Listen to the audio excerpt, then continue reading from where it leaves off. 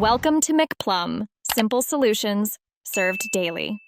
In this video, I will explain how to remove a GMC Sierra front bumper. First, let's get prepared. You'll need a basic toolkit, including various sockets, a trim tool, and a T15 Torx driver.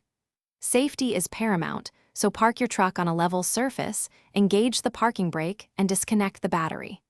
To protect your vehicle's paint, apply blue masking tape along the profile above the bumper. Next, we'll tackle the electrical and trim components.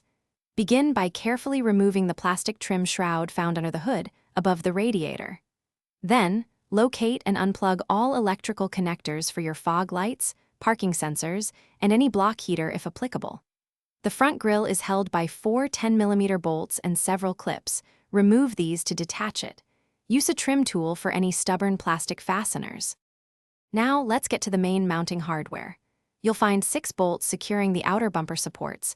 Remove these using 15mm and 10mm sockets.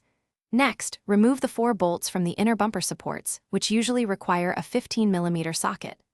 Access the 4 main bumper bolts from the top, often 18mm, using a socket extension. Finally, remove the 2 side brace bolts, one on each side, typically 15mm. For the final detachment, it's crucial to ensure the bumper is well supported. Use a floor jack or have a friend assist you before removing the very last bolts. Once all fasteners are out, carefully slide the bumper straight off the vehicle. Take a moment to inspect the frame and mounting points for any damage. Remember to store your bumper safely to prevent any scratches or further damage. Thanks for watching. Stay juicy and subscribe.